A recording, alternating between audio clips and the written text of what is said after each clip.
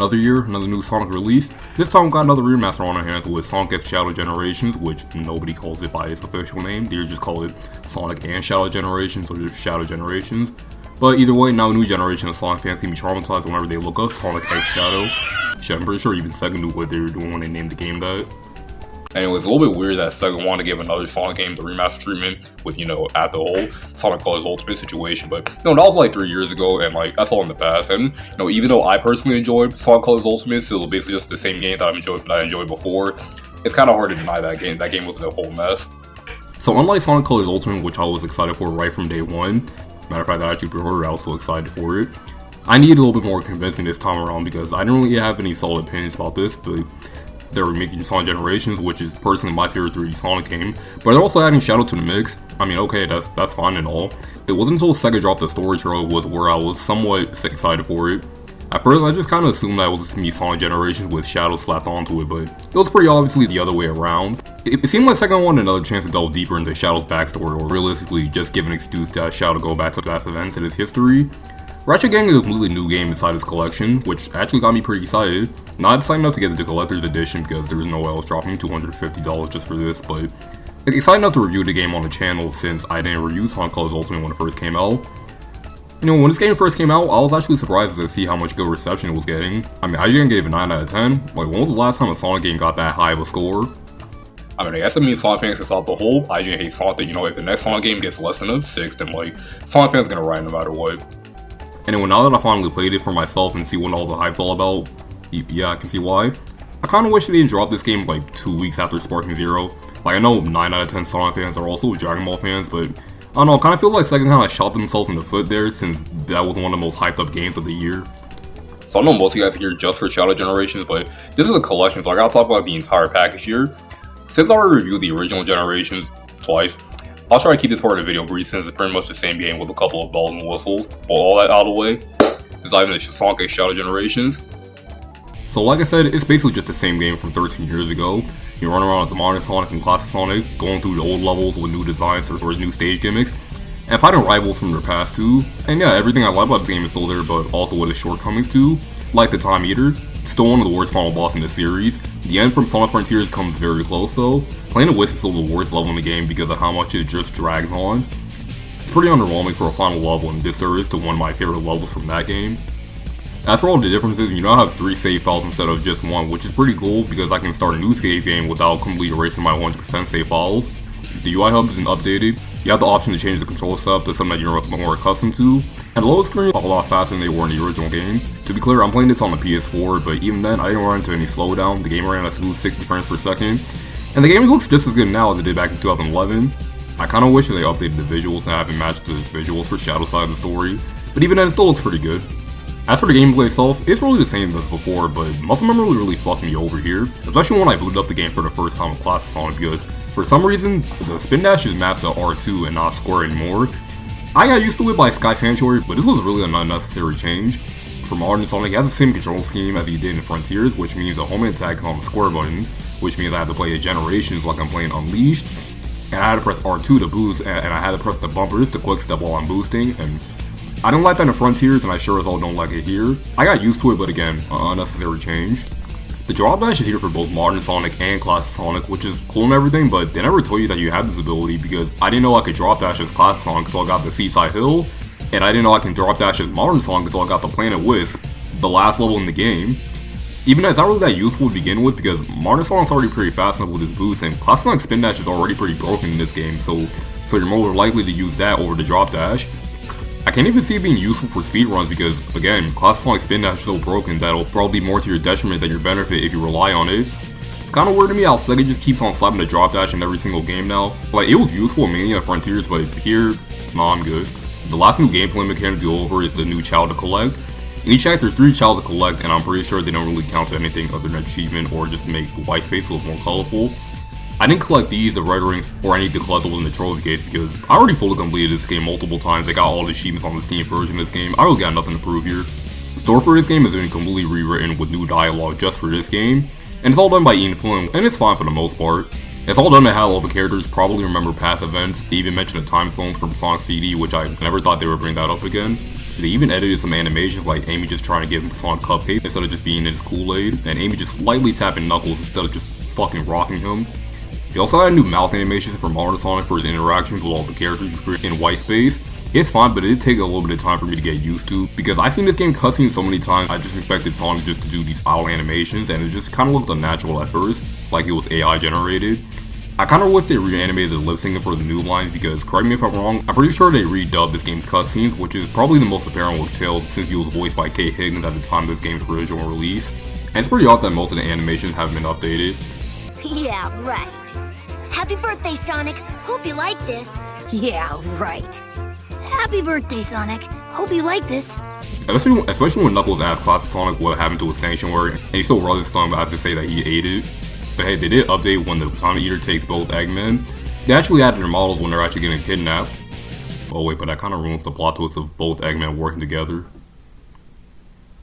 So yeah, at the end of the day, it's still Sonic Generations, a game that I love, with flaws and all, but now it's at a higher resolution, higher frame rate, and it's on modern hardware, which is a good thing because the original game is being delisted from Steam for whatever reason, so now the only way to play the original game on PC is buying this collection or just buying this game before it was delisted. But hey, at least the modding scene for this game is going to be crazy. But I know you guys aren't here for the original game, since this game was marketed more towards Shadow's campaign. So let me just say this right now, this is the part of the video where we get to spoiler territory. I can't even like give you a timestamp because like I'm gonna show footage from the final level. I know this game's been out for like a month and a half, but you know, just in case for those people who haven't played the game, please click off the video right now and then come back after you finish the game. So before I get into the story, just like every major Sonic release in the last 6 years, there's a 3-part animation series called Shadows of Generations, Dark Beginnings, which takes place right before the events of the story that happens in this game. It pretty much shows how Shadow got into the spaceship to start his mission, and he did all this by sneaking into the gun military base, even though he could have just asked the commander to deactivate all the security systems, but you know what, Shadow, you do you. Honestly, I really love this trend of Sonic games just getting tie-in animations, which is pretty cool because this has been happening for a long time, and you know that this had to be very expensive. The animations move nice and fluidly, the fight choreography is top tier shit, and the lighting and shading effects are also well done too. Plus, if you pre-order the deluxe edition, you get to see the animatics of this, and I love seeing shit like that. Honestly, and I know this will probably never happen, but I would love to see a new series by the same people who animated this. Like, that would be so cool because this is actually my favorite animated segment out of all of them, just from an animation standpoint, and the story standpoint too. Okay, let me talk about the actual story now. Shadow's campaign takes place at the same time as Sonic's side of the story. He's got a mission by gun to investigate the space colony Ark after they detected some unusual biosignal. He sees an energy surge and follows it and finds that the signal is coming from Black Doom, returning to give Shadow more shit. After running to the space colony Ark, he encounters his Time Eater right when Sonic encounters him, getting sent into white space because of it. But he does run into some familiar faces like Omega and Big for some reason, even though I'm pretty sure. Never mind, Sonic Heroes. I know I probably already know the answer, but what's up with Sega just throwing Big into everything? Like, he was just randomly in the Frontiers and he's here and he just serves no relevance to the plot. Well, to be fair, he never really served any relevance to the plot since the first appearance, so I guess it's just keeping true to his character then. At one point, he even sees what looks like Maria in the distance, but at first he just thinks it's an illusion, but it's the real deal, and Joe Robotic's also there too. So now that Shadow knows they're here, he starts going through the stages from his past and to find answers, and on the way he starts acquiring new powers from Black Doom, like a power-up that gives him wings, one that lets his Chaos Spears lock onto multiple targets, and one that lets you ride on this thing. Unlocking all these abilities gives Shadow the chance to take down Black Doom, but Doom also gets stronger just as Shadow does because of the DNA from his Doom daddy. He plans to possess Shadow's body once he's fully complete, but to say the least, Shadow isn't having that shit, so he defeats Black Doom once and for all for leaving to get milk and only coming back 50 years later without it. However, defeating Black Doom causes white space, for Shadow at least, and causes Jero and Maria to fade away to the original timeline. Shadow doesn't want them to get assassinated again, but Maria lets him know that they'll always be in his heart, and Shadow reluctantly agrees to leave and watch Sonic almost die. Again. So yeah, I feel like this game's story is kind of like Frontiers, where I get more enjoyment out of the characterization and interactions than the overall plot progression. And just like my opinions with Frontier's story, that's not a completely bad thing. Honestly, seeing all this now kind of makes me feel happy that Shadow's no longer just a one-note edgelord that people laughed about in the 2010s. He's more emotionally layered and just has more traits than just revenge. You even get to see him smile right before he fights Black Doom and shed a tear at the end of the game too. Like, I love those moments. And it's cool to see that this isn't going to be a one-time thing, since for the time being, it looks like Ian Flung's going to be in charge of writing these stories. And even though he's been getting a lot of shade thrown at him because, I don't know, Sonic fans just need something to rant about, I guess. And I know references to past Sonic games can make non-Sonic fans feel a little bit left out, but since these characters have experienced those events, it's cool to make references to that, because it feels like they actually grown from those experiences. Shit, Shadow actually hasn't gotten this much characterization since Sonic 06, and as much of a mess that game's story was, most people can agree that Shadow and the rest of Team Dark's characterization was probably the best part of that game's story. I just find it kind of weird how the game that almost killed the franchise did Shadow's character more justice than his actual game did. I also really hope that Kirk Thornton does a really good job in this game. I haven't heard so much emotion in Shadow's voice in a while. Professor, what's happening?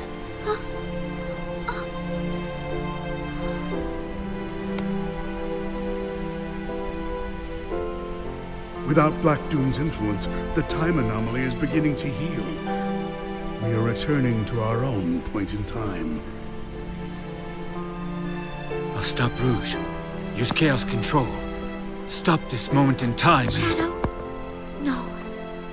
I don't want to be frozen in one place in time. Besides, your friends need your help. But you don't know what's going to happen. I kinda wish that Rouge and Omega played a bigger role in this game because, like I said, people really like the dynamic between Team Dark and Sonic 06, so why not bring it back? I mean, Rouge does have some moments with Shadow, but Omega's just demoted to being an NPC in the white space. I mean, I get that's called Shadow Generations, but these guys need some moments with each other. I mean, we got to see some moments with Gerald and Maria, so why couldn't we have a moment with those two just comforting Shadow at the end? That's really the only problem that I can think of, to be completely honest, because I really like this game's story.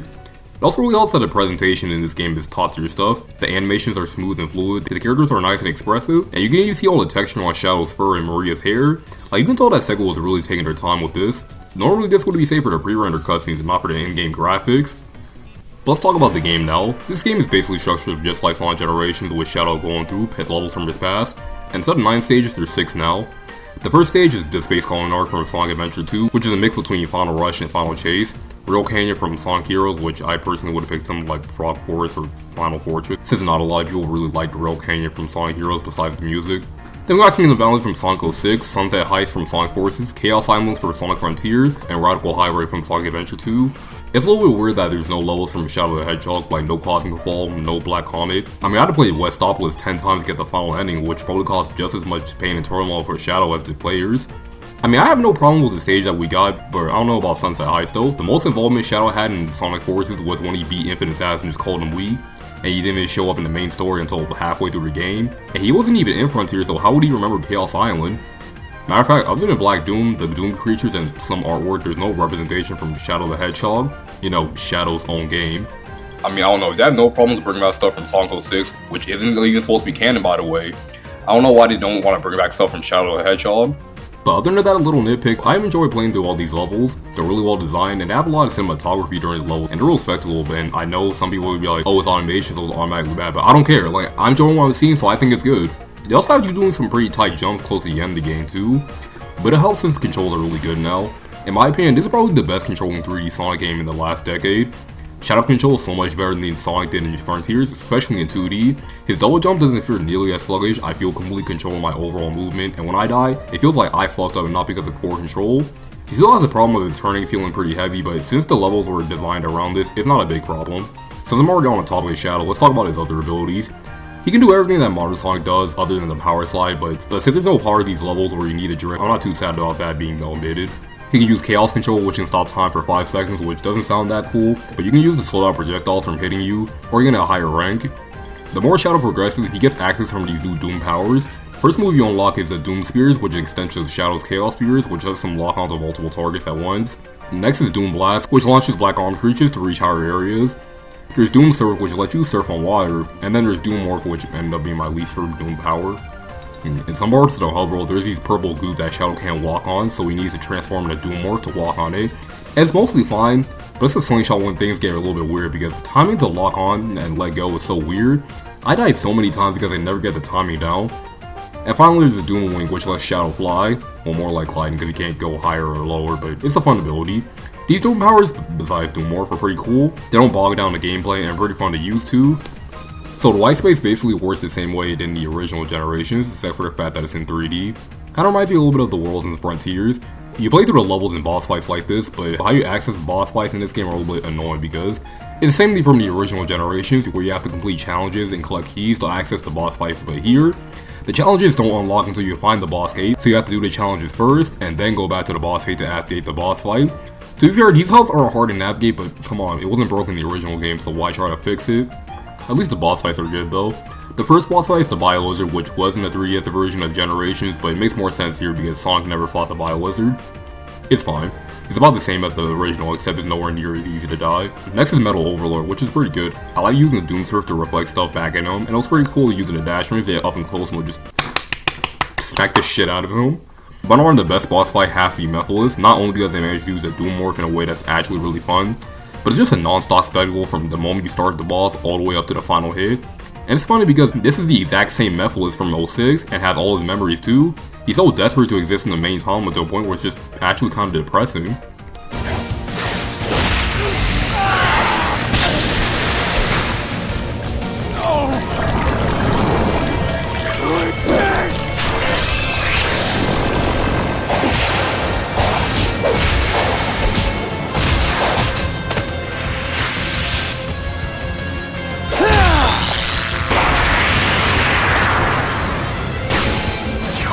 There is no future for you. Ever. But yeah, this is my favorite boss fight in the game, but the final boss fight with Neo Devil Doom is just as good. The only reason why it's not my favorite is because of those Doom Morph sections. I'm sorry to just beat a Deca Force at this point, but like, I really didn't care for this power. But everything else about it was the perfect finale this game could have had, using all the powers you learned throughout the game, great cinematics too, and a great soundtrack to go along with it. This is probably one of the best final boss fights in the entire series and beats the shit out of the Time Meter and the end from Frontiers. I'm a little bit disappointed we didn't get Super Shadow though. I know in the context of the game it makes sense, but like, come on, we haven't seen Super Shadow since Shadow the Hedgehog, which was almost 20 years ago. Damn, I didn't think I would have as much fun with this game as I thought I would. This is a really good game. Matter of fact, it's a great game. This game definitely blew my expectations away. Even though I wasn't really that excited for this game when it was first announced, I can officially say that Sonic X Shadow Generations is now one of my favorite Sonic games because it already has one of my favorite Sonic games, and now has another great game alongside with it, making it a pretty good collection pickup for the holiday season. And it's at a lower price too, unlike the full price Sonic Frontiers, which I still really enjoyed. I got this game when it was going on sale for Black Friday, but I was still planning on paying the full price for it either way. Looks like Shadow fans are going to be eating well this year because not only got this game, but also the third Sonic movie is coming out in 2 weeks, so hopefully that's going to be great. Fingers crossed. I really hope we can get a consistent momentum going on because I know not everybody really likes Sonic Superstars, but that was a spinoff. Like, as long as the mainline Sonic games are just good, that's all I can really ask for. But with all that being said, thank you guys for watching, and I'll see you all next time. Peace.